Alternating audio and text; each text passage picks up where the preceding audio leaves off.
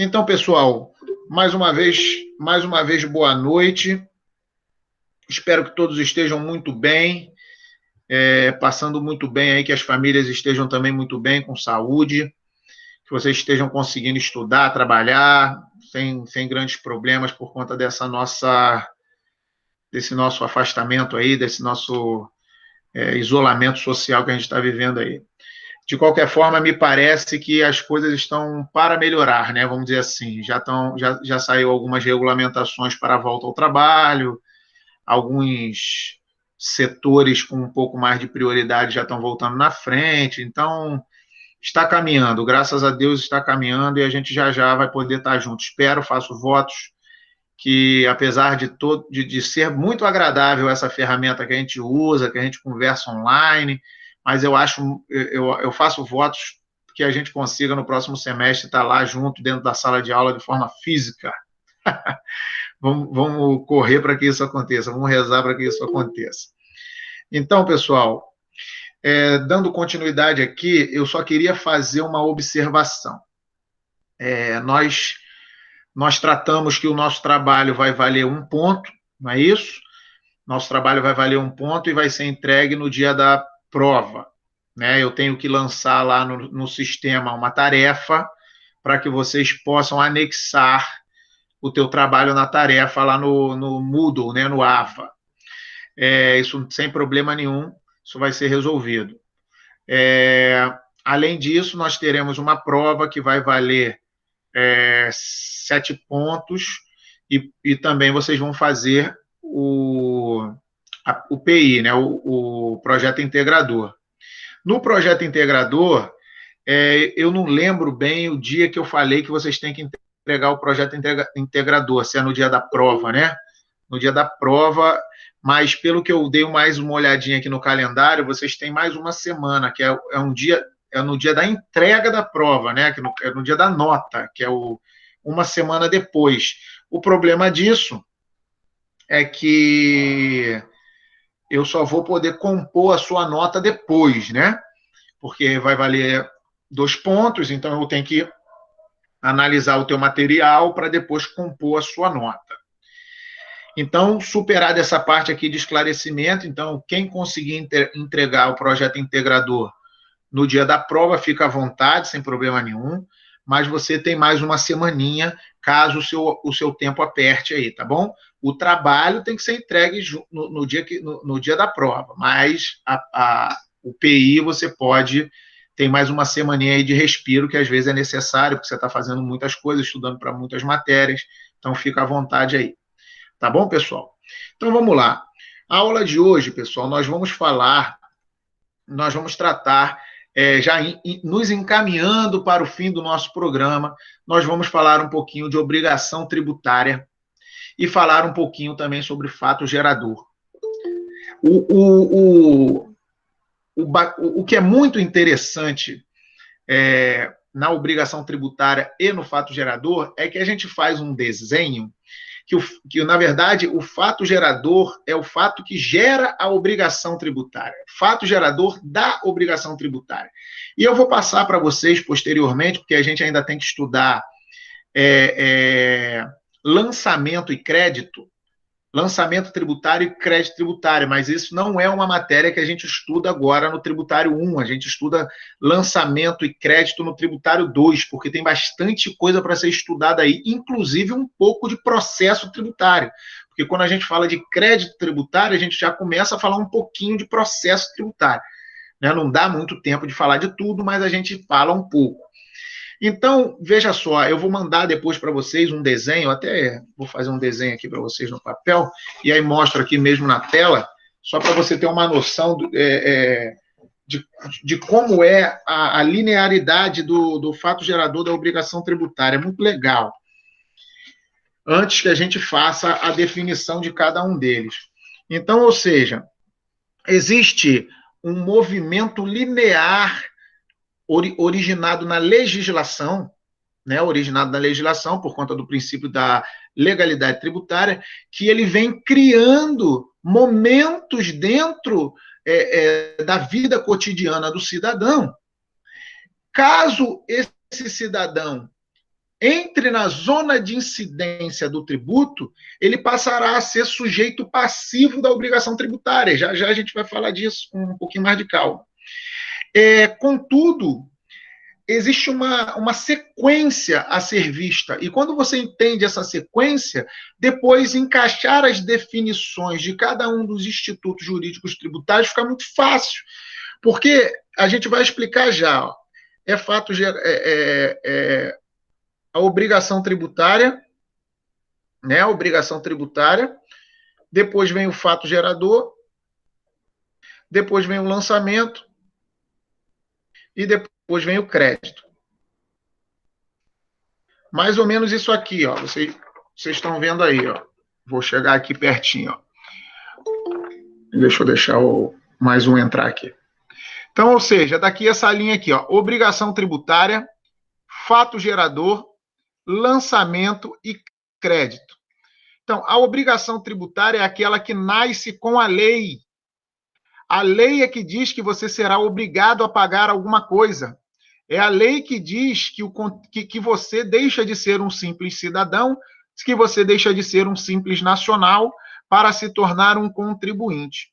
Mas por que você onde você vai se incluir? Por quê? E a partir de quando você vai se incluir nessa obrigação tributária aqui? Quando você praticar o fato gerador da obrigação tributária. O fato gerador da obrigação tributária. E o que é, então, o fato gerador da obrigação tributária?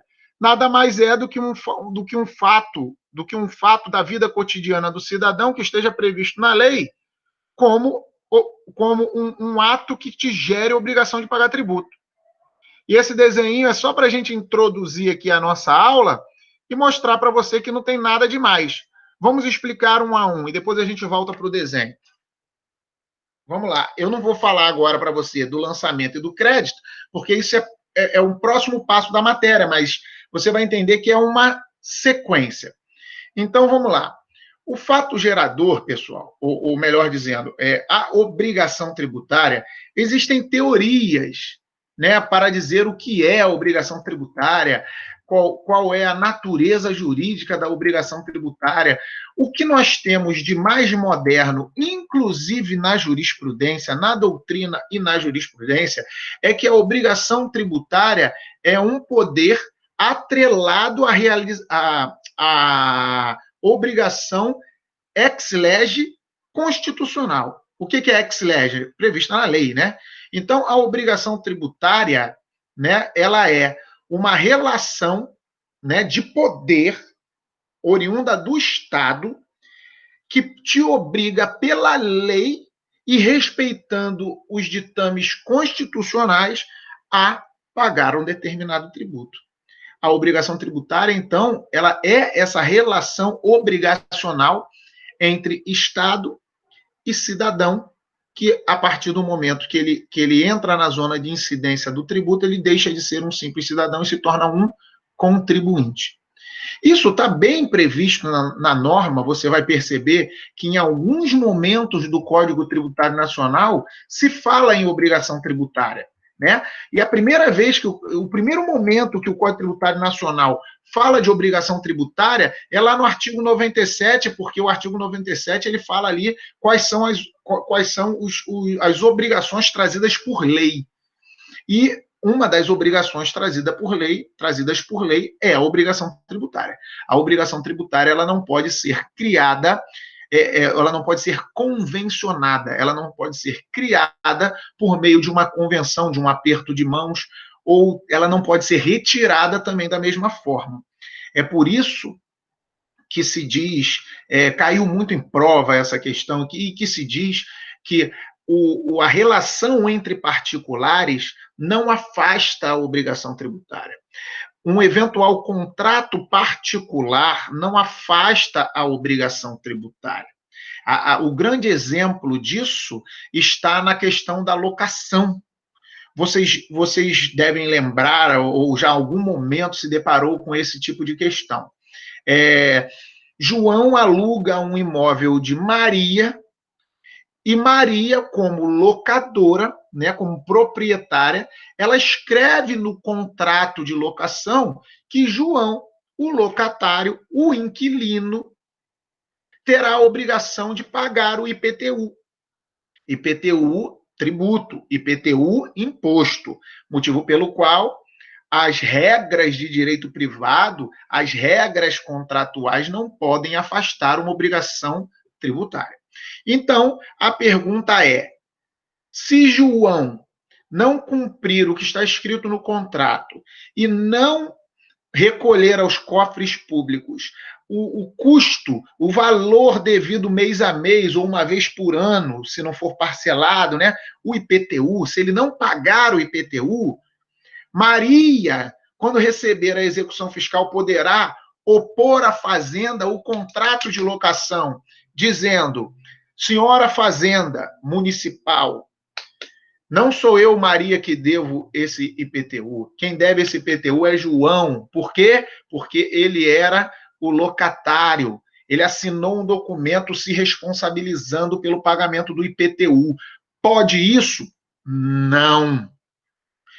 Ai, professor, pelo amor de Deus, como não pode? Todo contrato de locação está escrito isso, professor. Eu sou dono do imóvel e submeto ao meu locatário, ao meu inquilino, a obrigação de pagar o IPTU. Ou você pode dizer também, eu sou inquilino e pago o IPTU do meu proprietário. Gente, o que não pode é utilizar um documento particular contra a fazenda pública para se desonerar da obrigação tributária de recolher o tributo. Lógico que você pode convencionar entre os particulares, João e Maria, a obrigação de pagar qualquer coisa, entre elas o tributo. Mas, se por acaso aquele obrigado civil pelo contrato de locação não pagar, o obrigado tributário, que é o proprietário, tem que pagar. Lógico que ele terá direito de regresso em face daquele que não cumpriu o contrato civil, o contrato de locação. Mas o que não pode é você se utilizar de um contrato civil, um contrato de obrigação civil contra a fazenda pública. Entendeu isso? Por que que não pode isso? Por que que eu já ouvi essa história? Muito simples, porque a obrigação tributária tem natureza jurídica de relação de poder ex lege, o que é ex lege? Prevista na lei, e constitucional. Ex lege constitucional. Prevista na lei é uma obrigação de poder entre o Estado e o sujeito passivo contribuinte, uma obrigação esta que está prevista na lei e respeita a Constituição. Então, isso é obrigação tributária. Motivo pelo qual, se está prevista na lei, ela não pode ser afastada por um documento contratual. Aí, pessoal, hoje mesmo o professor Adilson Pires, um dos maiores nomes de direito tributário que nós temos no nosso país, no Rio de Janeiro nem se fala, professor de todos nós, entre os professores de direito tributário, todos nós chamamos o professor Adilson de professor, né? Porque o professor Adilson foi professor de todos nós. Então, ele hoje esteve numa live falando sobre a possibilidade de negociar, de transacionar dívida tributária. Qual é o grande problema, pessoal, de se transacionar dívida tributária? O fato de ser uma obrigação tributária ex lege. Como eu entrego na mão de um procurador da República, de um procurador do Estado ou do município, a disponibilidade sobre bem público? O problema da transação tributária está aí. Você tem lá um documento que diz, esse documento se chama CDA, uma certidão de dívida ativa. Você tem um documento que diz que a empresa chama qualquer coisa, a empresa Ventilador SA, ela tem uma dívida de R$1 milhão, só que ela quer pagar. Então ela procura o procurador e o procurador diz a ela como vai fazer para pagar em X vezes, com desconto de tanto, ou com juros de X%. Transacionar dívida tributária ainda é um tabu, sendo superado, mas ainda é um tabu. Por quê? porque a obrigação tributária é aquela prevista na lei que respeita os limites constitucionais, ou seja, as limitações constitucionais do poder de tributar. Beleza até aí? Entendeu a obrigação tributária? E o que você tem que saber ainda dentro da obrigação tributária antes de nós pararmos para darmos uma lidinha nos artigos pertinentes ao tema? Você tem que saber que a obrigação tributária se subdivide. Existem duas obrigações tributárias: a obrigação tributária principal e a obrigação tributária acessória. E quem é, professor Alexandre, a obrigação tributária principal? A obrigação tributária principal, como o próprio nome diz, por isso eu brinco com vocês o tempo todo dizendo que o direito tributário é tão fácil que o nome nos ajuda a entender o conceito do instituto. O que é principal em uma obrigação, gente? Sempre. O que é o principal? É pagar.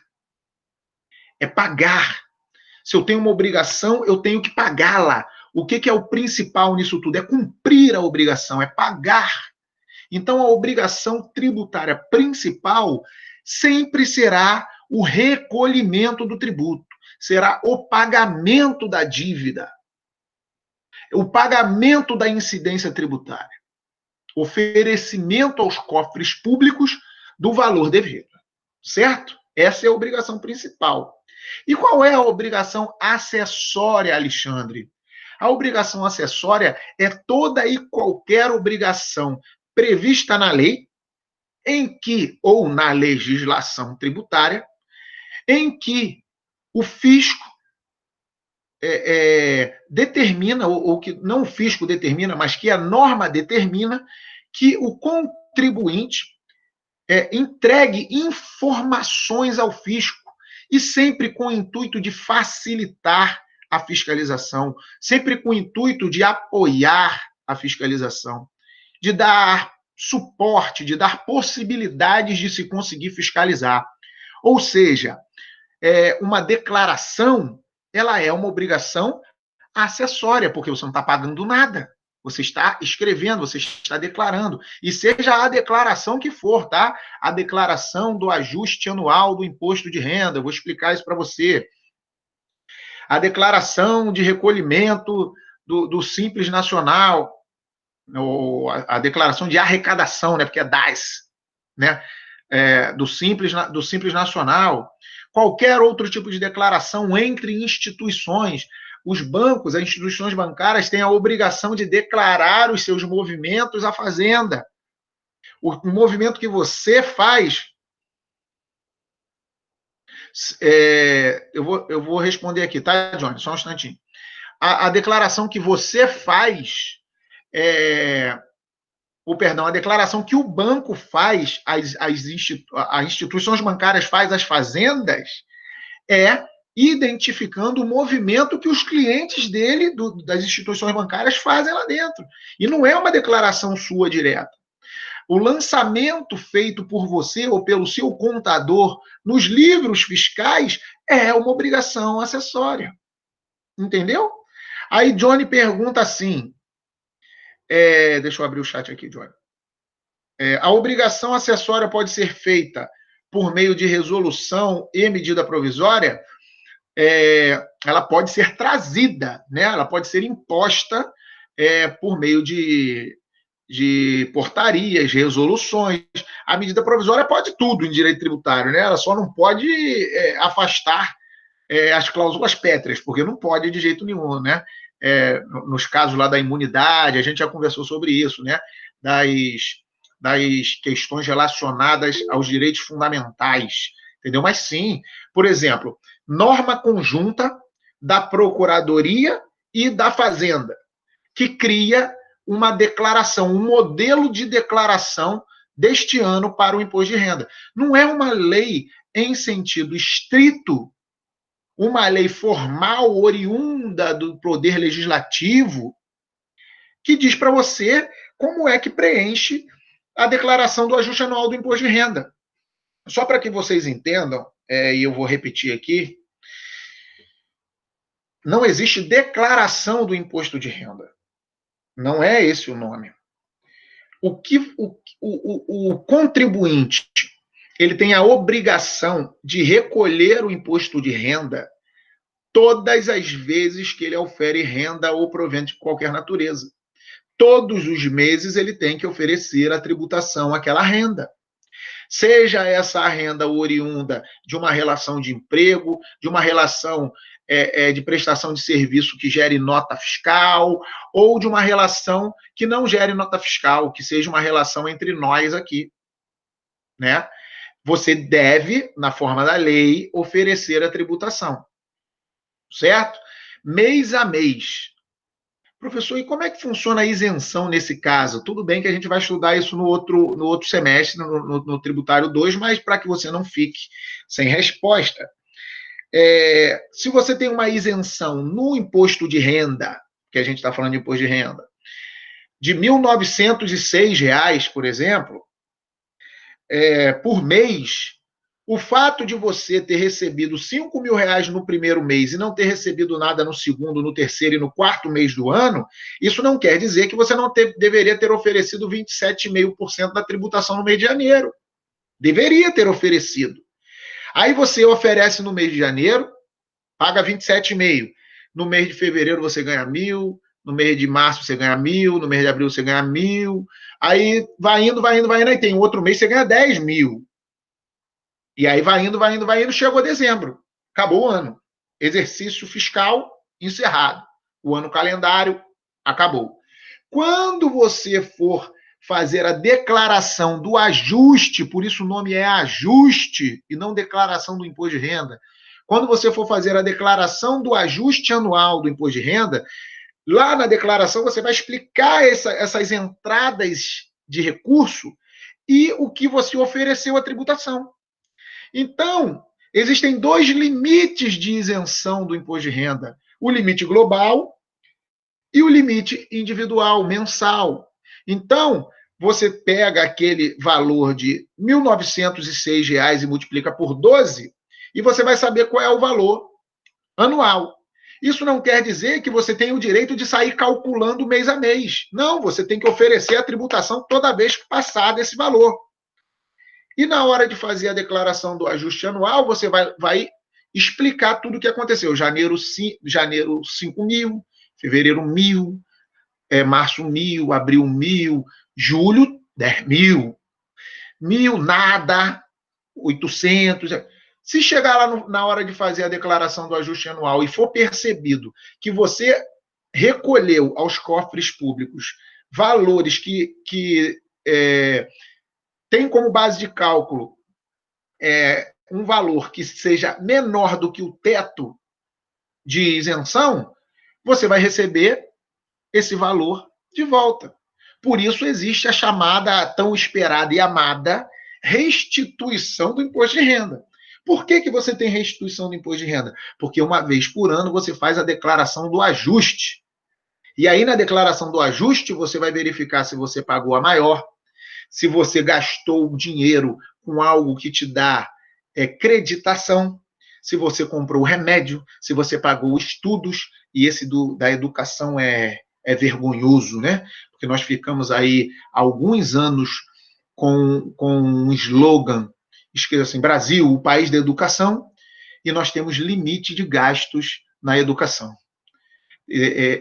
O valor do limite de gasto de algumas escolas não dá para pagar 2 meses de escolas de algumas crianças, ou de uma creche, 2, 3 meses de uma creche. Já acabou o ano para o que você pode se compensar lá na declaração do ajuste anual do imposto de renda. Então, pessoal, só para que você não fique sem resposta. Então, essa declaração é uma obrigação acessória, assim como o pagamento mensal é uma obrigação principal. Entendeu? Só para que você entenda, a legislação tributária precisa ser obedecida. No direito tributário vige o princípio da legalidade. Entenda-se que o princípio da legalidade abarca a legislação e não somente a lei. Não é isso? A gente já entendeu isso.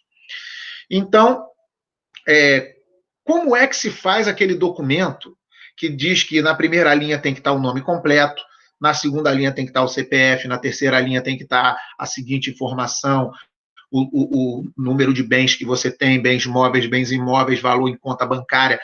Todo aquele arcabouço de formulário, ele é oriundo de uma norma. Porque se não fosse uma norma, não poderia estar vigente no direito tributário. Essa norma oriunda da Receita Federal. Às vezes, quando você precisa fazer um outro tipo de declaração, também pode vir da Procuradoria. E aí vai, sem problema nenhum. Entendeu, pessoal? Então, obrigação principal é aquela que tem a ver com o recolhimento efetivo do valor do tributo, o oferecimento do valor do tributo aos cofres públicos, a tributação, e a obrigação acessória é aquela que tem a ver com qualquer tipo de documentação necessária à comprovação do movimento à fiscalização, seja livro, seja declaração, seja uma obrigação de informar, né? E hoje em dia tem um monte de informação, DUB, né? Que é a declaração referente aos benefícios fiscais, que está dando muita discussão aqui no Rio de Janeiro por conta do FOT, que é o Fundo Orçamentário Temporário, que substituiu o FEF, que chamava Fundo Estadual de Equilíbrio Fiscal, que cobra em cima do ICMS toda vez que você tem um benefício, e aí não se define o que é benefício. É uma salada que só Jesus. Então, pessoal, vamos dar uma olhadinha no que diz o Código Tributário Nacional, no seu artigo 113, né, que é o capítulo 1, que fala sobre a obrigação tributária. Diz assim, o artigo 113 ele já começa nos fazendo essa explicação que nós acabamos de conversar. A obrigação tributária é principal ou acessória? Esse é o caput do artigo 113, que vem acompanhado do parágrafo 1º, que diz assim, a obrigação principal surge com a ocorrência do fato gerador. E já a gente entra no fato gerador, né, para você entender isso. Tem por objeto o pagamento do tributo, ou penalidade pecuniária e extingue-se justamente com o crédito dela decorrente. Então, vamos ficar um pouquinho no parágrafo 1º. Vamos lá. A obrigação principal surge com a ocorrência do fato gerador. Então, vamos logo aqui fazer um adendo no que se trata fato gerador, até porque depois nós faremos aqui a leitura dos artigos do CTN que tratam do fato gerador. Mas, gente, o fato gerador, ele é justamente o nome, o que o nome diz. É o fato que gera a obrigação de pagar tributo. É o fato da vida cotidiana do ser humano, do cidadão, do nacional de um país, ou do nosso país, do Brasil, especificamente estamos falando da legislação nacional. O fato da vida dele, que ele pratique, que por acaso esteja previsto na legislação como obrigação de pagar tributo. O fato que gera a obrigação de pagar tributo. O fato praticado pelo cidadão, eu falo cidadão, gente, eu vou fazer uma explicação aqui, porque você pode estar falando, por que o Alexandre está falando cidadão e nacional?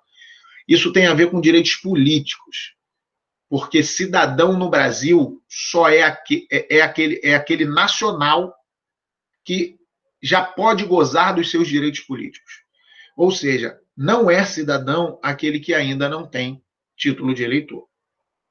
E você só se torna cidadão pleno quando você pode votar e ser votado. E você só vai finalizar a sua cidadania no Brasil para boa parte da doutrina quando você completa 35 anos, que é quando você pode ser votado para o cargo maior, que é o presidente da República, né, e senador, no caso. Então, ou seja, antes disso, você já é muitas vezes sujeito passivo de obrigação tributária. Por isso que eu falo que você, às vezes, como cidadão ou como nacional, porque muito antes de você ter 16 anos e poder tirar o seu título de eleitor para ser um cidadão, ou 18, quando você está obrigado, você já pode ser, e com certeza já foi, sujeito passivo de obrigação tributária. Então, cidadão ou nacional, que por acaso entrou na zona de incidência da legislação tributária, que nos traz a obrigação de pagar um tributo, a obrigação tributária, que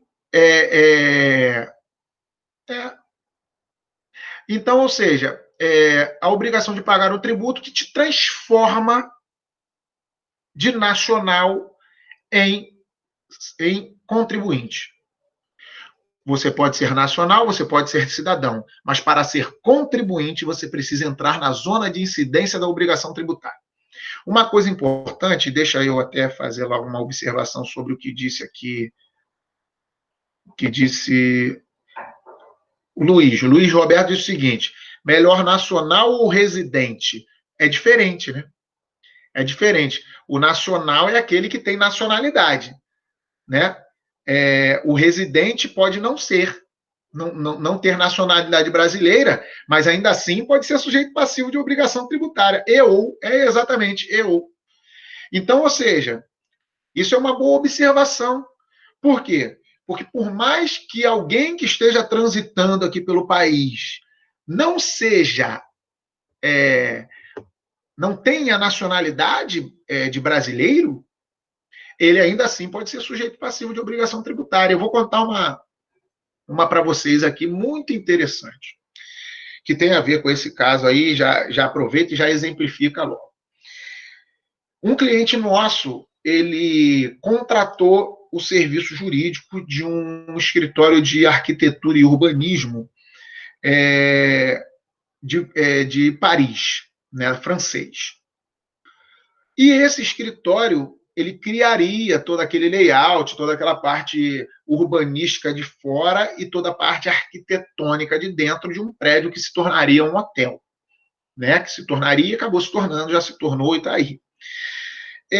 E aí vem a Receita Municipal e diz o seguinte: opa, onde está o meu ISS? Porque existe um serviço prestado ali. E a pergunta é: ainda que essa empresa de prestação de serviço arquitetônico e urbanístico não tenha sede no país, ela prestou um serviço aqui no país. Então, ela se torna sujeito passivo da obrigação tributária de recolher o tributo.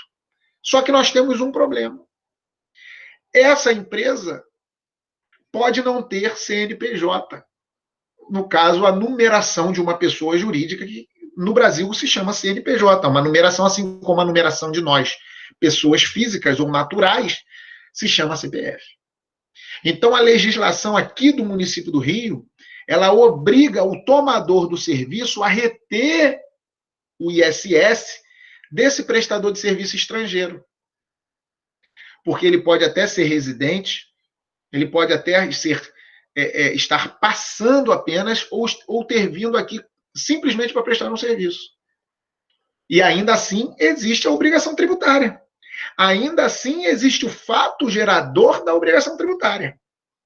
Então, a observação do Luiz é perfeita.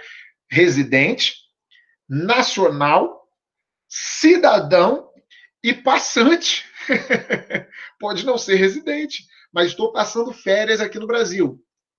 Né? Um exemplo que acontece muito. Estou passando férias aqui no Brasil e eu sou professor de direito tributário. Então, eu chego no Brasil para passar férias, um ex-aluno me liga e diz assim: professor, venha ministrar uma palestra aqui na universidade.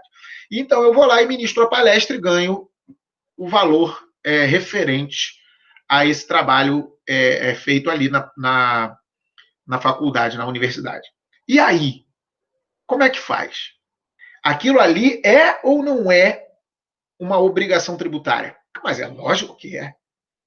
Se está escrito que ao ferir renda ou receber proventos de qualquer natureza é obrigação tributária, é a obrigação tributária do imposto de renda, então o fato de você receber te coloca na zona de incidência dessa obrigação tributária, certo? Então você praticou o fato gerador. desta obrigação. Além de existir o fato gerador da prestação de serviço também, que é o ISS. Então, esse passante que está simplesmente de férias no Brasil e por acaso ele prestou um serviço, ele ganhou um dinheiro, acontece muito isso, muito recorrente demais é com jiu-jitsu, a minha arte marcial que eu amo tanto. Eu, por exemplo, vou aos Estados Unidos ou um amigo meu vem ao Brasil e aí ele ministra um seminário de jiu-jitsu. Aquilo ali é fato gerador de obrigação tributária? Claro que é. Claro que é. Se prestar serviço é obrigação tributária de ISS. Se auferir renda ou provento de natureza é obrigação tributária de imposto de renda de pessoa física, então o fato de prestar um serviço e ganhar por isso é fato gerador de duas obrigações tributárias. Viu? Principais. Obrigações tributárias principais. Prevista no parágrafo 1º do artigo 113 do Código Tributário Nacional. Viu aí como é que nós temos uma grande movimentação? E isso pode acontecer com qualquer outra coisa. Eu vou fazer dois comparativos aqui. Algumas pessoas, um comparativo com o direito penal e um comparativo com os demais ramos do direito, sem querer puxar brasa para a nossa sardinha chamada direito tributário. Muitos dizem que alguns ramos do direito são aqueles mais evidenciados na sua vida cotidiana. Né? Muitos dizem que o direito civil ele está todos os dias com você por conta das inúmeras obrigações que existem numa sociedade como a nossa, né? Numa metrópole, numa megalópole igual a nossa.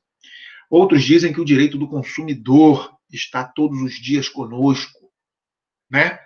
Muitos dizem isso.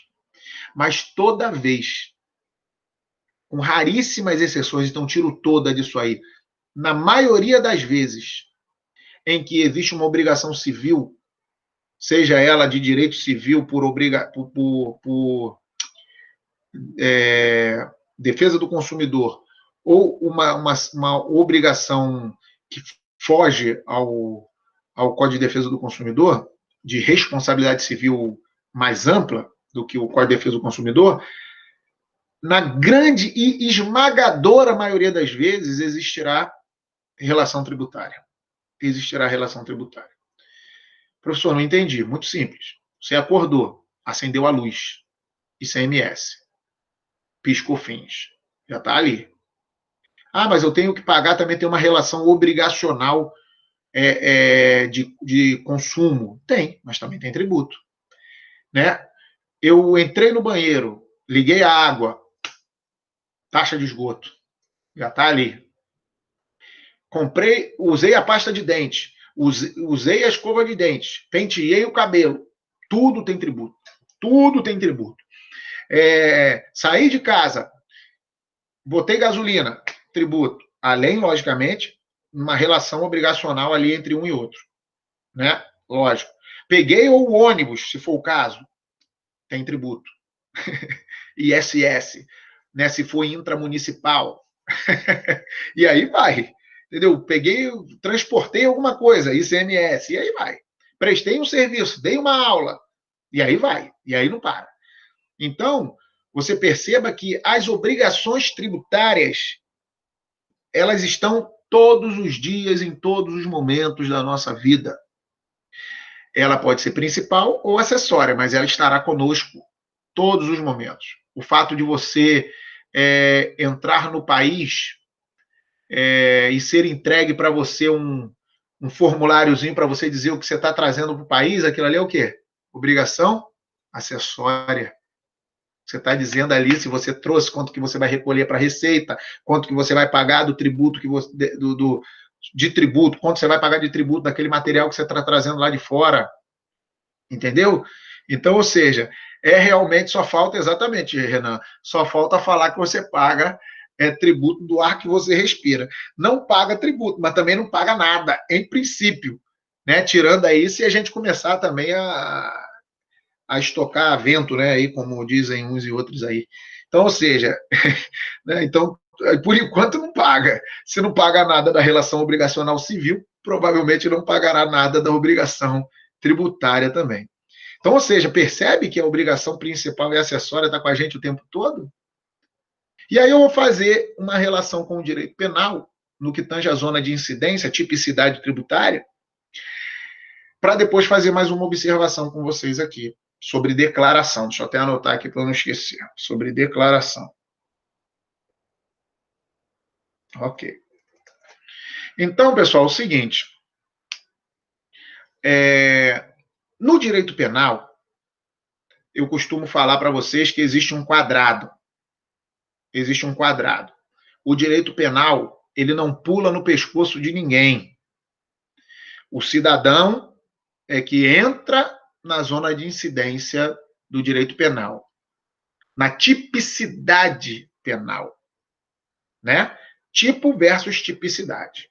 Está escrito lá na lei, né? O tipo. E se você praticar um ato que esteja lá previsto como crime, você tem tipicidade. E assim acontece no direito tributário também. Existe um quadrado. E ali dentro está a chamada zona de incidência da obrigação tributária. Se você passar ao redor deste quadrado, você não deve tributo.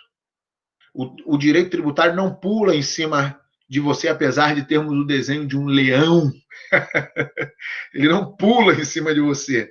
Você, como cidadão nacional, passante ou residente, você que entra nesse quadrado, nesse ambiente chamado zona de incidência da obrigação tributária e, portanto, praticará o fato gerador da obrigação tributária. Terá, então, a tipicidade tributária. Então, pessoal, é muito parecido. É muito parecido. Exemplo prático. Está escrito lá no ITBI, Imposto de Transmissão de Bens Imóveis. Está escrito lá. Deve ITBI todo aquele que transmite ou recebe em transmissão um imóvel. A pergunta que eu te faço. Você recebeu em transmissão algum imóvel? Se você disser que não, você está fora do quadrado. Você está fora da zona de incidência da obrigação tributária, motivo pelo qual você não estará praticando o fato gerador desta obrigação tributária. Agora, se você adquire o imóvel e transmite ele, ou pretende transmitir ele para o seu nome, você entrou na zona de incidência da obrigação tributária e, portanto, praticou o fato gerador. Lógico, você vai falar para mim assim, mas Alexandre, é meio ao contrário isso aí. Eu não consigo transmitir nada para o meu nome se eu não pagar o ITBI antes. Gente, isso é uma regulamentação, é uma obrigação acessória criada pelo ente público para que se consiga administrar melhor o recolhimento de tributo. O ITBI é um tributo que quase não tem inadimplência. Aí você vai falar, eu vi uma inadimplência de ITBI. Me dá um exemplo, professor, nas promessas. Eu já tive algumas contendas judiciais em face desse tipo de procedimento fazendário, porque eu discordo. Né? Por exemplo, você faz uma promessa de compra e venda, e essa promessa se resolve. Ou seja, as obrigações previstas, as obrigações civis previstas dentro da promessa de compra e venda são cumpridas. E se elas são cumpridas, se entende, a Fazenda entende, a legislação entende que, então, aquilo ali já seria por si só seria o fato gerador da obrigação tributária de pagar o ITBI, mesmo sem transmissão, para evitar o chamado contrato de gaveta. Entendeu? E veja só, não estou dizendo que nenhum de vocês tenha, mas aquele amigo, aquela pergunta, não, mas tem um tio meu. Por isso que é legal a aula presencial, né? Aqui ninguém pergunta. Mas você fala assim, não, professor, é que tem um tio meu que comprou aí, tem umas 6 casinhas, só que essas casinhas são todas em contratos de gaveta. Ele corre o risco, Johnny, tá rindo, é? Ou seja, ele corre o risco de ser autuado pela Receita Municipal para o pagamento do ITBI? Sim. Deixa esse documento de promessa de compra e venda ou de compra e venda particular bater na mão do auditor para você ver. Se ele não vira rapidinho um auto de infração para que você seja obrigado a recolher a sua obrigação tributária. Por quê? Porque, gente, existe esse mecanismo institucional que, quando você quer realmente transmitir um imóvel para o seu nome e que você quer provar que esse imóvel é seu, que você quer ter a garantia erga omnes disso, você leva isso ao Registro Geral de Imóveis, ao RGI. Mas muita gente não está preocupado com isso. Muita gente prefere simplesmente transmitir para o seu nome aqui no documento particular e vida que segue, vida que segue. O problema só vai dar na hora de transmitir para filho, no eventual inventário, aquela coisa toda. Mas demais, a pessoa vai tocando. Isso quer dizer que, porque você não quis fazer uma escritura pública, isso quer dizer que você não deve o ITBI? Claro que não. Se a obrigação civil se resolveu, por exemplo, está escrito lá na promessa, vendo em 60 parcelas o meu apartamento para fulano de tal. Quando for provado que acabou as 60 parcelas, está ali resolvido o contrato de promessa e se transforma num contrato de definitivo de compra e venda. Seja público ou privado, mas é um contrato de compra e venda, não é mais uma promessa. Certo? Transferência da titularidade do imóvel. Então, estamos ali incluídos na zona de incidência da obrigação tributária de recolher o ITBI, fato gerador da obrigação tributária. Entendeu? Muito simples, né? Mas é muito bacana. Existem mais coisas que nós podemos raciocinar com o direito tributário do que aquelas que a gente costuma ver no dia a dia. E eu vou fazer uma explicação agora sobre declaração, por isso que eu anotei aqui para a gente conversar um pouco sobre isso. A Fazenda, pessoal, ela só tem acesso às suas informações, ao seu patrimônio, por meio de declaração. Por isso, a grande necessidade de existir as obrigações acessórias. Sem obrigação acessória, a fiscalização, a Fazenda, ela só teria como buscar o ressarcimento dos tributos ou o recolhimento dos tributos por meio daquela fiscalização dia a dia, entrando na empresa, entrando na sua casa, entrando na sua vida. Sem declaração, só se a pessoa entra lá. E aí que vai ter a parte de lançamento, de ofício.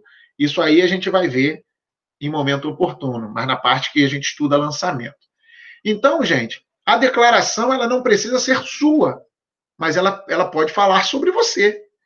Quando você presta um serviço de advocacia para alguém, e esse alguém declara na declaração de imposto de renda dele que pagou você. Bota seu CPF lá, ou bota seu CNPJ lá, o CNPJ do teu escritório lá. Isso é uma declaração que, quando houver o cruzamento, vai descobrir que você vai conferir se você ofereceu aquele valor à tributação. Se você não ofereceu, auto de infração. Auto de infração. Ou antes, uma cobrançazinha amigável, uma malha finazinha, né? A malha fina é um apelido, né? Que se dá lá para esse momento em que a fiscalização convida o contribuinte a se explicar, né? Acho que o nome mesmo é malha fiscal, né? Mas aí a gente chama de malha fina. A grande maioria das pessoas tem esse nome na cabeça. Então, a malha fiscal, ela traz essas possibilidades de chamar o contribuinte para se explicar. Então, por conta dessa necessidade declaratória, análise de livros, livro caixa, livro razão, livro diário, de todas as pessoas jurídicas que têm a obrigação de prestá-los, declaração do ajuste anual do imposto de renda, declaração de arrecadação do Simples, declaração quando você vai a partir de um determinado momento, eu não me lembro agora a data histórica para isso, mas qualquer saque acima de X reais, tem que declarar porque você está sacando. Qualquer depósito acima de 10 mil reais tem que declarar de onde está vindo. Aí se fala, isso é para impedir a lavagem de dinheiro. Mas, na verdade, gente, isso é para melhorar a arrecadação, é uma obrigação tributária, uma obrigação acessória. Vai melhorar a fiscalização. Claro que vai. Quando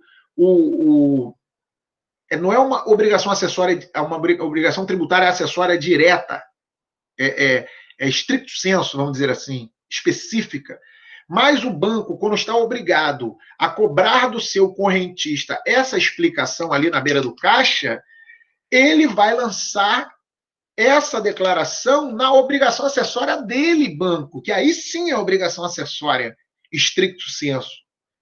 Uma obrigação tributária de fato e de direito. Ele lá diz, fulano de tal CPF, tal, sacou X, depositou Y. Porque tem muito aquela coisa do depositante que vai até o banco depositar em nome de outro. Isso é complicado. Tem lavagem, pode existir lavagem de dinheiro? Pode. Mas o que a gente tem que dizer aqui é que isso é uma ferramenta maravilhosa para ajudar a fiscalização. Então, era isso que eu queria falar para vocês sobre declaração. Se você, não vou falar você, mas se fulano de tal trabalha a vida inteira informalmente, e vendendo insumos no camelô, e ele recebe tudo em dinheiro, e ele gasta tudo em dinheiro, ele não deposita esse dinheiro em lugar nenhum, ou ele está abaixo daqueles valores de depósito que os bancos comunicam, né? Poupança, menos de 40 salários, que eles não comunicam, então ele nunca vai ser visto pela Receita Federal, ou por qualquer outra receita, por mais que ele receba 10 mil reais por mês. Porque ele não tem declaração. Não tem como pegar. Não tem declaração. Professor, e a fiscalização? Aí sim. Se a fiscalização entrar, achar um monte de livrinhos, caderninhos, né? E ficar procurando ali no caderninho e descobrir, né, que ele tinha uma movimentação, ele lança por estimativa. Isso aí é lançamento, né? Exatamente, Luiz, é uma presunção. Eu sou contrário a essa forma, essa espécie de lançamento, né? Por estimativa. É melhor que o fisco lance de ofício do que lance por estimativa, porque estimativa é complicado. A gente vai estudar lançamento. Mas vocês já ouviram falar para camelô é o jeito, é verdade. Mas mais estimativa, né? Você vai fazer um lançamento ali, um lançamento por estimativa. Então, ele vai analisar. Na verdade, é mais estimativa do que presunção. Na verdade, ele vai analisar tudo direitinho ali e vai fazer um cálculo aproximado, né? E, é ruim demais, é ruim demais. Vou te dar um exemplo. Vocês sabiam que a fiscalização se utiliza de rede social para quando tem uma suspeita sobre alguém? É aquela velha história. Chega lá uma declaração do imposto de renda, ou melhor, né? Uma declaração do imposto de renda dizendo que a pessoa tem lá R$ 2.500 por mês. Então, ela está na alíquota 15%. Sabe bem, né? Então, tá bom. Chega lá, né? R$ 2.500. Ok.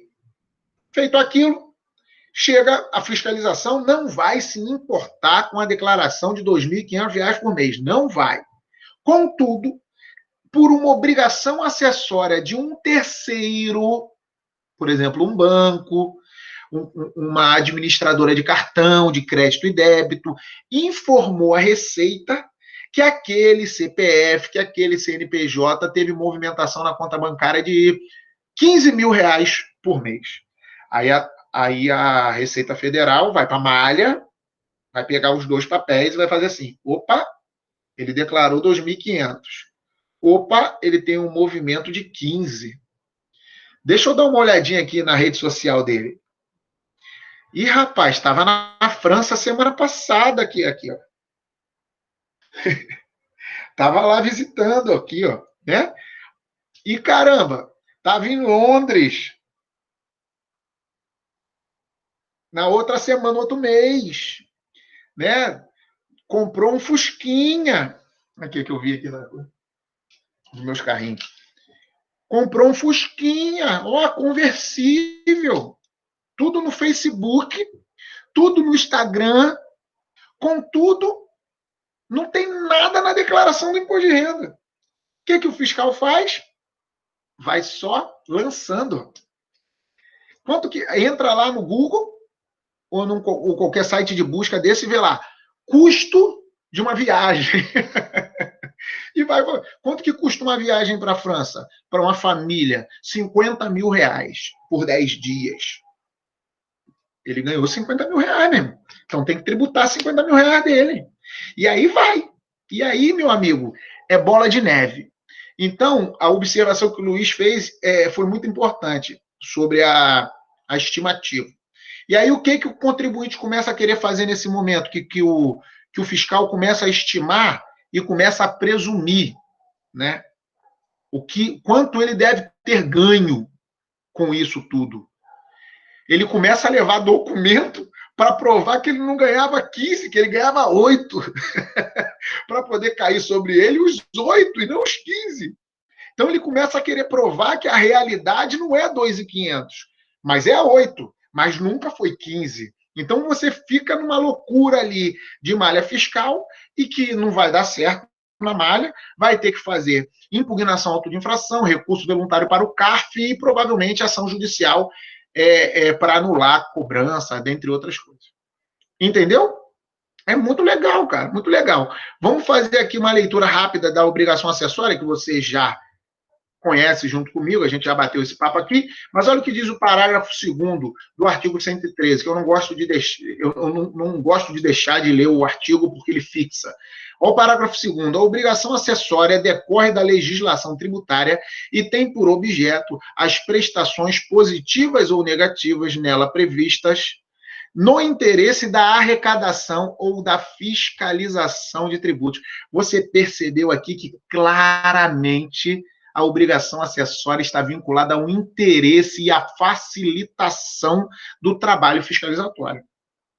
Está escrito lá no parágrafo 2º, e o terceiro continua. Olha só o que diz o terceiro. A obrigação acessória, pelo simples fato da sua inobservância, converte-se em obrigação principal relativa à penalidade pecuniária. O que quer dizer isso? Vamos lá, só para que você entenda. Você pode pagar o tributo e não ser autuado pelo não pagamento do tributo, mas que pode gerar uma autuação pelo não cumprimento da obrigação acessória. E aí você vai ser cobrado de novo no tributo? Claro que não. Você vai ser multado pelo descumprimento da obrigação acessória. Eu estou com um caso desse. Semana passada fiz a reunião, hoje com um cliente, hoje chegou todos os documentos. Aconteceu exatamente isso. O que aconteceu com esse cliente? Só para que você entenda, esse contribuinte, o contador acabou fazendo alguns lançamentos equivocados e deixou de fora algumas obrigações.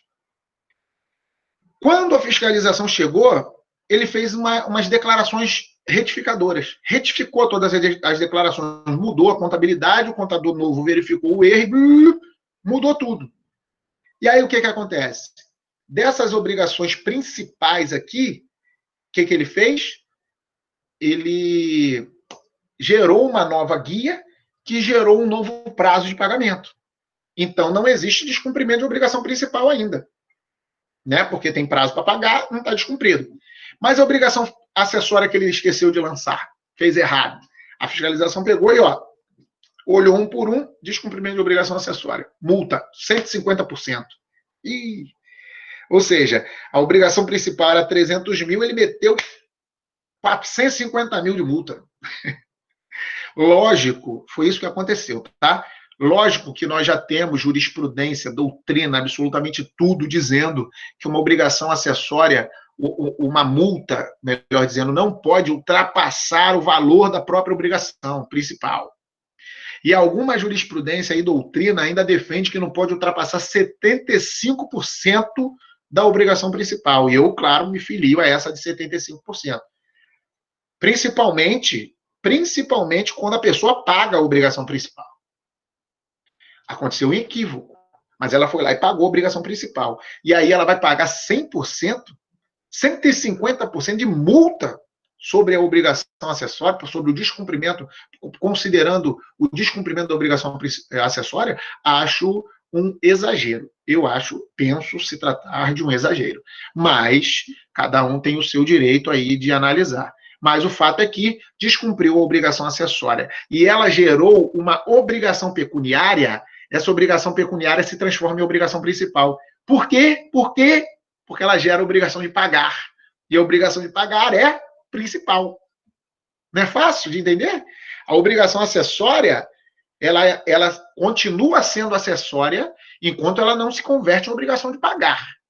Ela é apenas obrigação de entregar documento, de conceder espaço à fiscalização, de declarar, de entregar, de preencher livros, entre outras coisas. Se um descumprimento de obrigação acessória gera uma obrigação pecuniária, essa obrigação acessória se converte em obrigação principal, porque ela se torna uma obrigação de pagar. Simples assim.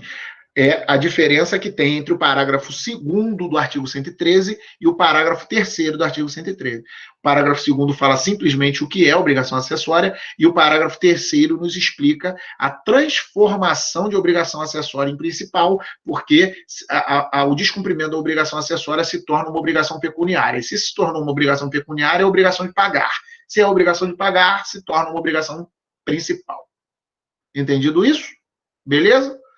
Então, vamos para cá.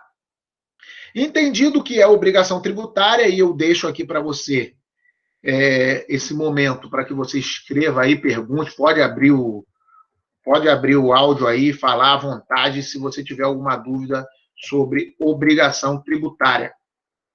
E aí a gente passa ao estudo mais, a gente já tentou conversar, a gente já conversou, na verdade, um pouco sobre fato gerador, mas a gente vai falar agora, mais especificamente, usando ali, logicamente, a leitura do artigo 114, 115, 116, só para que você entenda e anote aí. Então, obrigação tributária, artigo 113.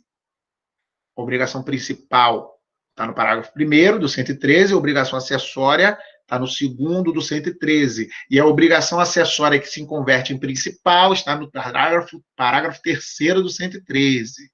Aí vem o fato gerador, que está no 14, 114, 115, 116, do CTN, Código Tributário Nacional. Beleza? Vamos dar uma lidinha lá no artigo 114? Diz assim, 114, o fato gerador da obrigação principal é a situação definida em lei como necessária e suficiente à sua ocorrência. Gente, o que é o fato gerador? É o fato que você, né, pratique, essa prática esteja prevista em lei como necessária e suficiente para a ocorrência desse mesmo fato gerador. Eu acho que a minha explicação mais leve, né, ela é um pouco mais simples do que a trazida em 1966 pelo legislador do Código Tributário Nacional. Mas, veja só, é exatamente aquilo que eu disse para você. O fato da vida cotidiana, ele precisa ser necessário e suficiente. Para quê? Para ser enquadrado na lei. Se o ato da tua vida for necessário e suficiente para ser enquadrado na lei, estará ali o fato gerador, da obrigação tributária, sem qualquer problema. Isso vai acontecer na prestação de serviço, isso vai acontecer na transmissão, como eu disse para você, isso vai acontecer anualmente no IPTU e no IPVA, por exemplo. Ah, mas isso acontece no imposto de renda também. O imposto de renda é diferente, gente. O imposto de renda depende de quanto você recebe naquele ano como provento de qualquer natureza, é, ou qualquer tipo de receita ou provento de qualquer natureza. Entendeu? Renda, receita ou provento de qualquer natureza. Receita é o genérico, né? Mas, ou seja, renda ou provento de qualquer natureza. Então, pessoal, veja só. Isso gera uma discussão longa, muito bacana, muito profícua, o do porquê se paga todo ano tributo sobre a casa que você já comprou tem 20 anos. Por que, Jesus? Por quê? Porque é imposto. A gente já estudou as espécies tributárias e já sabemos que o imposto é um tributo não vinculado. Se ele fosse vinculado, nós teríamos ali aquela possibilidade de dizer que o serviço já foi prestado. Mas ele é não vinculado, então ele tem a ver apenas com a índole arrecadatória do Estado para que se possa prover os serviços públicos. Então você paga anualmente o IPTU pelo simples fato de você ser dono de um imóvel. Não basta você ter pago o preço do imóvel, não basta você ter pago o imposto de transmissão do imóvel, o ITBI, mas você também tem que pagar o IPTU anualmente. Essa discussão também é gerada quando se fala do IPVA. Por que eu já comprei meu carro e tenho que ficar pagando IPVA anualmente? Tem lá uma zona de isenção tributária para quem tem carro a partir de 15 anos, né, de uso, e aí ele não tem mais o IPVA, ele só tem o seguro obrigatório, né? Deixa eu ver aqui quem escreveu aqui, Johnny. Por isso que o direito de propriedade não é absoluto. É um, dois. Na verdade, o fato do direito é uma das formas. Eu acho que sim, porque se você é obrigado a oferecer ao Estado, nesse caso aqui, Estado, o município, né? Oferecer ao município anualmente percentual do que vale o seu imóvel, porque lá a base de cálculo, a gente vai estudar a base de cálculo, né? A base de cálculo é o valor venal do imóvel, é um valor que o próprio município dá ao imóvel. Então, o imóvel não é simplesmente seu, né? Absolutamente seu. Você acaba tendo que dividir a sua renda para que o imóvel continue seu, porque se você não paga o IPTU, por se tratar de uma obrigação própria terreno, ou seja, própria da coisa, quem deve o IPTU não é o dono do imóvel. Quem deve o IPTU é o imóvel. E por conta disso, você pode perder o imóvel pelo inadimplemento do IPTU, independente de se tratar de bem de família ou não. Viu? Porque também o fato do direito de propriedade não ser absoluto. Além, logicamente, daquelas teorias de direito civil, de propriedade, de desapropriação, né? Se for interesse público, o ente público ele pode retirar de você a propriedade do bem, no caso de desapropriação, de forma a existir uma indenização justa e prévia pela tua retirada dali.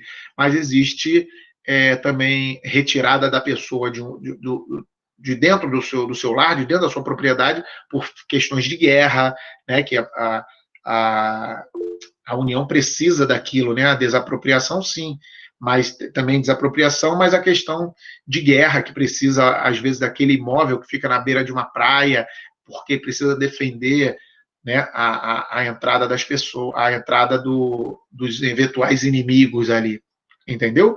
Então, pessoal, realmente, o direito de propriedade ele deixa de ser absoluto, inclusive por conta da incidência tributária. Com certeza. Nada é só seu, vamos dizer assim, né? Nada é só seu. Pode ser perdido, inclusive. Essa do IPTU é muito recorrente, essa pergunta de obrigação próprio terreno, que está acima do bem de família. Vamos dar uma olhadinha aqui no 115. Fato gerador da obrigação acessória é aquela situação que, na forma da legislação aplicável, impõe a prática ou a abstenção de ato que não configure obrigação principal. Então, pessoal, tudo que a legislação tributária determina que você faça, que não seja o pagamento do tributo, vai ser chamado obrigação acessória. Tudo, tudo. Comparecimento, entrega de documentos, preenchimento, absolutamente tudo vai ser chamado de obrigação acessória. Entendeu? Então vamos. Deixa eu ver se tem mais alguma pergunta aqui. Não.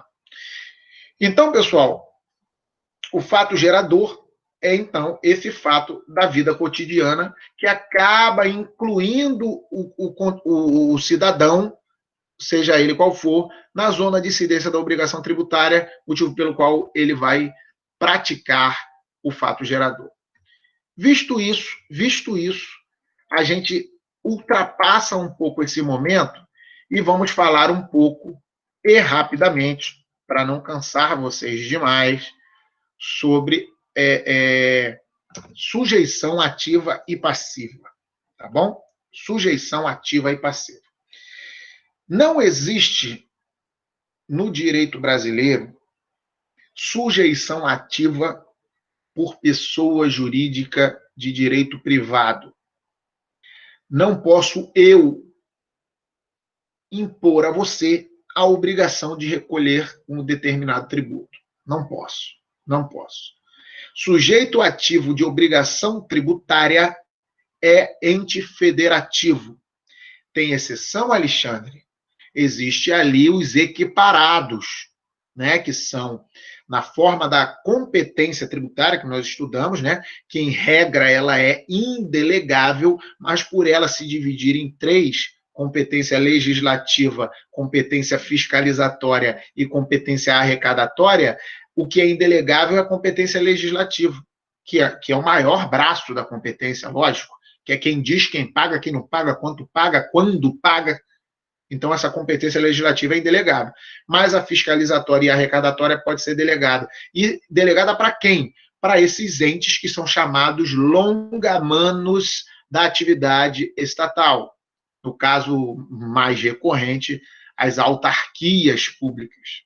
As autarquias públicas, que nós temos diversas, né? Todo o sistema S, todo o sistema de fiscalização da atividade profissional, né, com a exceção da OAB, porque já conversamos sobre isso, que não se trata de tributo, e elas, sim, podem ser uma pequena exceção a esta questão da sujeição ativa, mas, em regra, só pode ser sujeito ativo de obrigação tributária ente federativo, porque quem reparte competência tributária é a Constituição da República Federativa do Brasil, conforme a gente já conversou. Desta forma, são sujeitos ativos de obrigação tributária: União, Estados, DF e municípios. Falou de municípios, né? Nós temos tantos municípios que às vezes são até desnecessários numa estrutura organizacional. A gente estava batendo um papo hoje cedo em um grupo de estudos, aí se fez alguma observação aqui sobre a Ilha do Governador, que a ilha está com um número Y, X ou Z de alguma coisa, né, que não vem ao caso, mas... E aí eu retruquei imediatamente. É claro que o número da ilha é um pouco mais alto. Só existem, dos 92 ou 91 municípios do Rio de Janeiro, do estado do Rio de Janeiro, só existem 7 municípios que têm mais moradores ou mais residentes do que a Ilha do Governador. Só 7. E todos nós sabemos quais são, que é o próprio Rio de Janeiro, que é Caxias, São João de Meriti, Niterói, São Gonçalo, e aí começa a apertar aqui na minha mente para chegar nos 7, né? Mas, ou se eu não me engano, Campos dos Goitacazes, eu acho que é isso. Mas a Ilha do Governador é maior do que um monte de municípios. Mas não é isso o grande problema. O grande problema são municípios que têm 12 mil habitantes. Aí eu te pergunto, para que município com 12 mil habitantes? Para quê? Para ter mais um prefeito? Para ter mais uma sujeição ativa de obrigação tributária? Entendeu? Para ter. Aí você diz que vai ter mais atenção para aquelas pessoas daquela localidade. Mais ou menos, gente, porque o custo aumenta. A arrecadação fica ali, mas também tem que pagar a máquina pública. A arrecadação tributária ela tem o único objetivo de manutenir a máquina pública. Único objetivo de fazer a manutenção da máquina pública. Então, quando você desmembra um pedaço do seu estado e transforma ele em município, vai ter um prefeito, vai ter X vereadores, dependendo do número de habitantes, mas também vai precisar ter segurança, limpeza, escola, saúde, educação e segurança, né? Ou seja, os 3 pilares. E isso tudo tem que ser pago. Tem que ser pago com dinheiro. Aí vem a tal da repartição de receita, que a gente já conversou, que acaba sendo a grande pedra de manutenção de todos esses pequenos municípios. Mas, de qualquer forma, é município, é sujeito ativo de obrigação tributária. Sujeito ativo de eventuais obrigações tributárias. Lógico, devidamente repartido, devidamente observada a repartição constitucional de competência. E o sujeito passivo? O sujeito passivo somos todos nós que, porventura, venhamos a nos incluir na zona de incidência de qualquer obrigação tributária. Você só se torna sujeito passivo da obrigação tributária, devedor de tributo, quando você se inclui na zona de incidência de uma eventual obrigação tributária. Sujeito passivo. Estas explicações sobre sujeição ativa e passiva da obrigação tributária estão previstas nos artigos 121, que fala sobre o sujeito passivo, 122 e 123 fala sobre o sujeito passivo, e o 119 e 120 que fala sobre o sujeito ativo. Vou ler o 119 para você aqui, só para você ter uma noção. Sujeito ativo da obrigação. O sujeito ativo da obrigação é a pessoa jurídica de direito público titular de competência para exigir o seu cumprimento. Viu aqui? Pessoa jurídica de direito público titular de competência. Quem entrega essa titularidade de competência? Constituição da República Federativa do Brasil. Vamos ler só o 121 aqui para a gente não cansar demais com leitura de legislação. Isso aí você faz depois. Sujeito passivo, 121. Sujeito passivo da obrigação principal é a pessoa obrigada ao pagamento do tributo ou penalidade pecuniária. Aí depois ele fala no 122, sujeito passivo da obrigação acessória é a pessoa obrigada a prestar as prestações que constituam o seu objeto. Por que eu fiz essa observação sobre sujeição ativa e passiva? Porque, pessoal, existe um instituto que nós vamos estudar posteriormente, chamado substituição tributária. Porque existe o contribuinte é o outro nome dado ao sujeito passivo da obrigação tributária. E existem 2 tipos de contribuinte, anota: contribuinte de fato e contribuinte de direito. Hoje você só vai precisar saber disso nesse momento. Quando nós estudarmos substituição tributária, a gente evolui, mas hoje você precisa saber que o sujeito passivo da obrigação tributária, ele se chama contribuinte. O contribuinte, ele pode ser de fato ou de direito.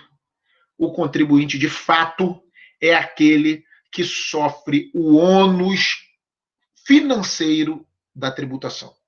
É aquele que sente o peso do custo do tributo no seu bolso. Esse é o de fato. Ou seja, de fato, ele paga pelo tributo.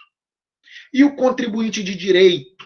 O contribuinte de direito é aquele que a lei determina a obrigação de recolher aos cofres públicos o valor devido a título de tributo. Isso você vai entender melhor na hora que a gente falar de substituição tributária, diferimento, substituição para frente, substituição tributária para trás, né, que é diferimento, Isso aí a gente vai estudar em momento oportuno. Mas pode existir um momento em que você não esteja pagando o tributo lá no banco, mas o ônus dessa tributação está caindo no teu bolso, que é o que acontece com os tributos indiretos. Nós compramos essa camisa aqui por R$ 50 e nela tem vários tributos. E quem que está suportando o ônus financeiro dessa tributação? Eu que comprei. Mas quem recolheu foi lá o contribuinte de direito, porque a lei determinou que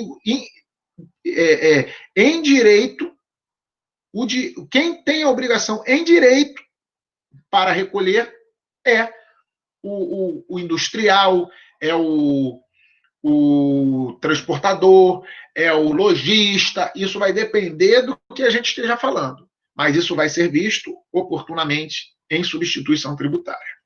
Contudo, você precisa saber, repito mais uma vez, sujeito passivo da obrigação tributária, também conhecido por contribuinte, é aquele que tem a obrigação de recolher ou de suportar o tributo. Divida-se.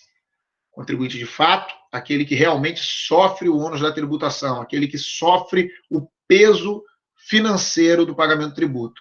Contribuinte de direito é aquele que recolhe o tributo aos cofres públicos, mas tem o direito de cobrar do contribuinte de fato. Incluir como preço. Transformar aquilo em preço. Incluir. Repassar. Por isso existe a cumulatividade e a não cumulatividade tributária, que também será vista em momento oportuno. Beleza? Vamos, então, para finalizarmos a aula de hoje e termos muita tranquilidade com o nosso programa, falar rapidamente de alíquota e base de cálculo. Meu Deus. O que é, então, pessoal, alíquota? É muito simples, tá, gente? O que é alíquota? A alíquota é um percentual instituído pela legislação tributária como como aquele que será utilizado como ferramenta de cálculo para que se chegue ao valor da obrigação tributária principal. A alíquota é sempre o percentual aplicado para que se calcule o valor da obrigação tributária principal. E o que é base de cálculo? A base de cálculo é o valor sobre o qual incide a alíquota. A base de cálculo é o valor do bem, é o valor do serviço, é o valor do produto, sobre o qual incide a alíquota. Então, se um produto vale R$ 100 e a alíquota é de 10%, qual será o valor do tributo? Incida a alíquota sobre a base de cálculo e você vai verificar que você tem que pagar R$ 10 de tributo. Obrigação tributária principal, R$ 10. Entendeu? Base de cálculo e alíquota. Pessoal, existem várias formas de se compor a base de cálculo. Cada lei de cada tributo vai explicar como se faz a composição da base de cálculo daquele tributo específico. E a própria lei também dirá qual é o percentual aplicado sobre essa base de cálculo. E esse percentual se chamará alíquota. Eu vou dar um exemplo aqui para a gente terminar a nossa aula de hoje com uma conversa muito interessante. Por muitos anos, pessoal, anos a fio se discutiu base de cálculo do PIS, Programa de Integração Social, e da COFINS, contribuição para a finalidade social. Se discutiu se na base de cálculo seria incluído o ICMS. Por que na base de cálculo do PIS e COFINS tem ICMS? Por quê? Porque a lei mandou botar. Porque a lei mandou botar.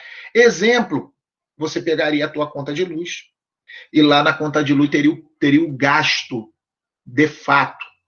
Você gastou X quilowatts o valor, gastei, vamos fazer um cálculo aqui legal, 10 quilowatts, o quilowatt está avaliado em R$20.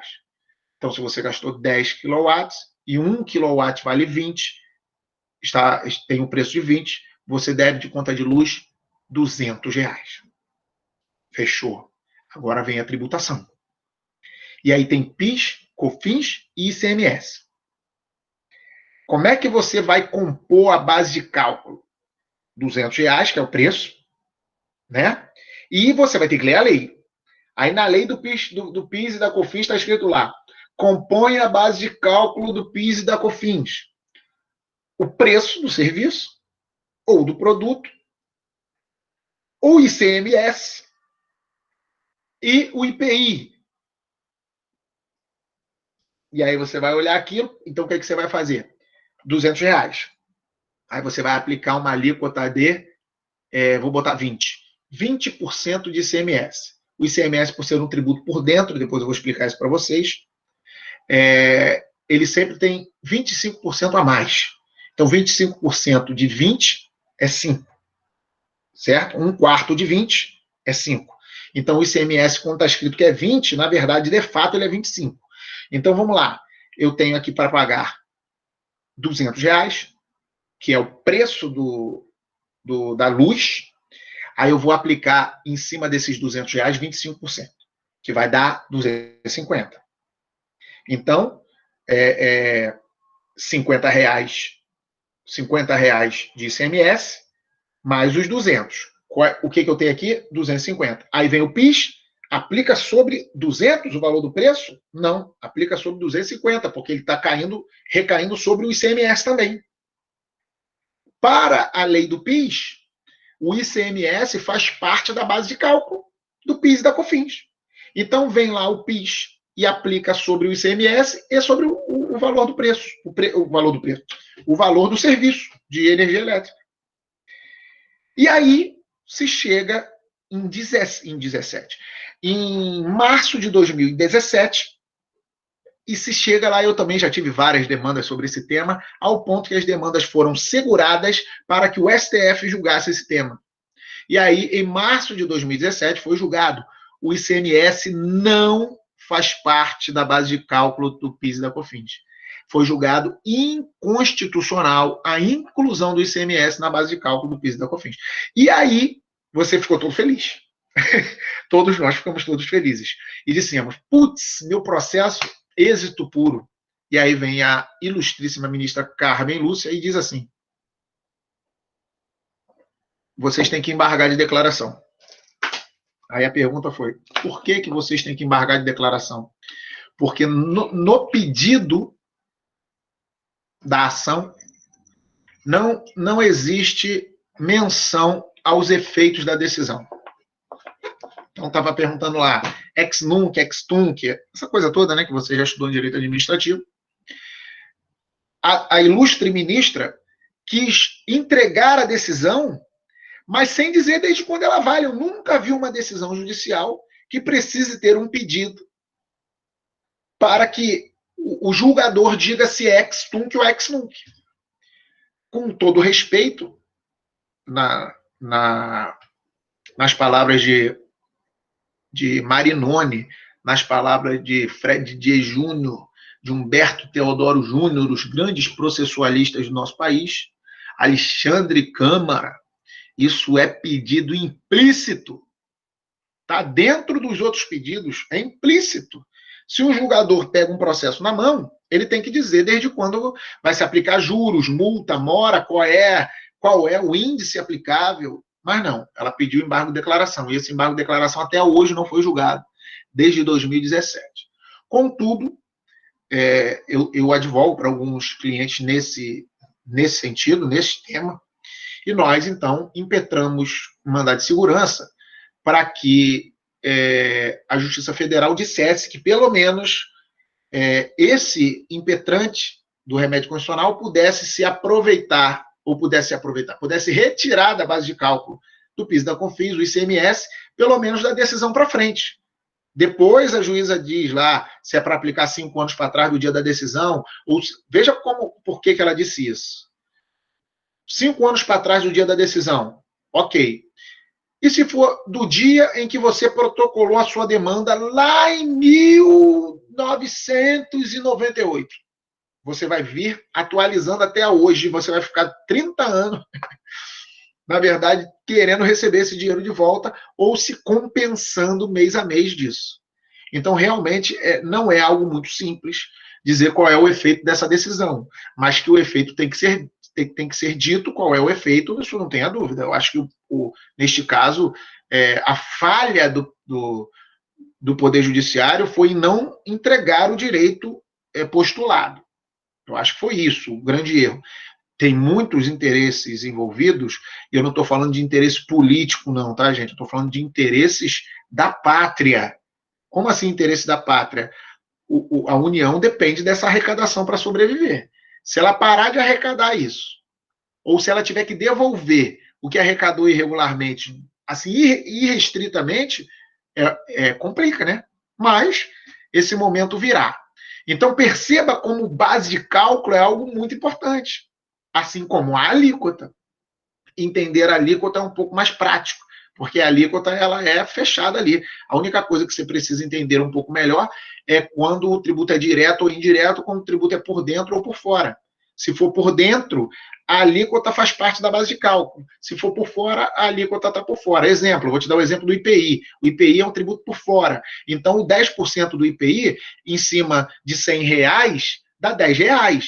Agora, se o tributo for por dentro, o 10% de um eventual ICMS não vai dar R$10, vai dar R$12,50. Por quê? Porque antes de aplicar os 10% em cima do 100, você bota o valor do tributo aqui e depois aplica. É complicado, né? Ou seja, você vai pegar ali o 10%, né? Você vai pegar os R$10, vai jogar os R$10 para a base de cálculo, né? Aí vai virar 110. Aí depois que você vai aplicar os 10% de novo, aí vai ficar R$12,50. Entendeu?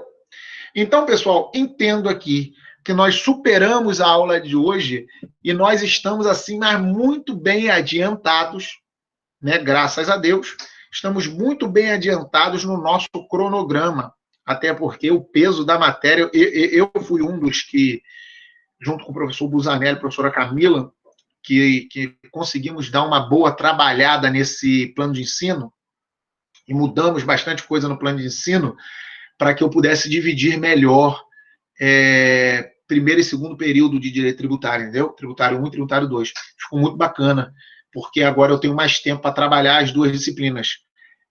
Porque às vezes tinha muita coisa no primeiro período e pouca coisa no segundo, aí acabava que embolava.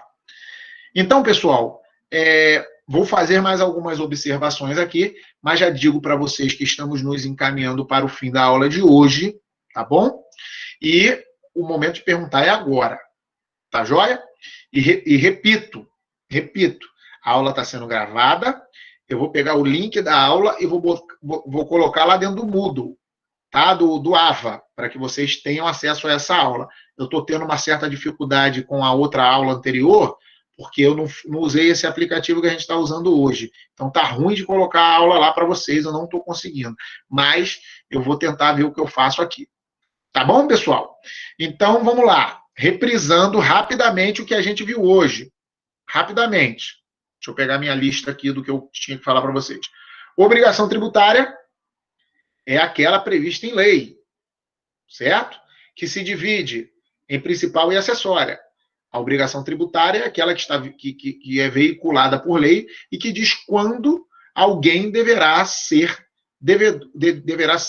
contribuinte de um determinado tributo. O fato gerador, né, a obrigação principal obrigação principal é aquela que te leva ao recolhimento do tributo, ao pagamento, e a obrigação acessória é toda aquela obrigação, qualquer obrigação prevista em lei, que não seja de pagar. Ou seja, de preencher livros, de declarar, de apresentar documentos, isso tudo é obrigação acessória. Certo?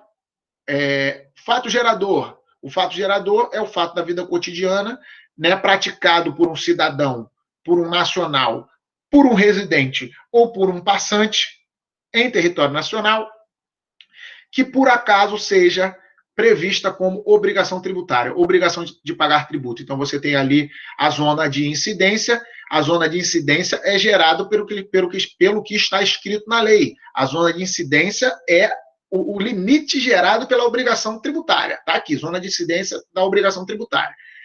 Se você entrar nessa zona de incidência, fato gerador da obrigação tributária, tem que pagar o tributo, certo?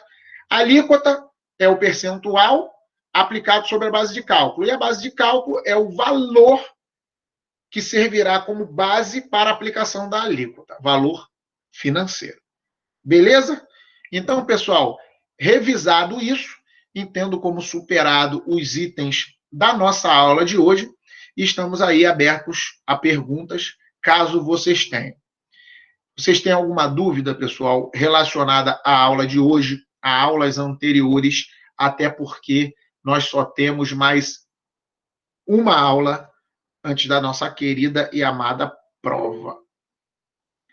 Tudo ok? Flávio deu ok aqui, Johnny ok. Só depois da prova que tem dúvida, né, Johnny? Eu sei disso. Não tem problema, não. Cristiane ok, Lenildo ok. Tá tudo bem, pessoal? Ricardo Balbi, tudo certo? Tudo ok, professor? Ótimo. Ok, Caroline. Ok também, Renan. Então, se não tem dúvidas, temos dívidas, né? Flexão até cansar.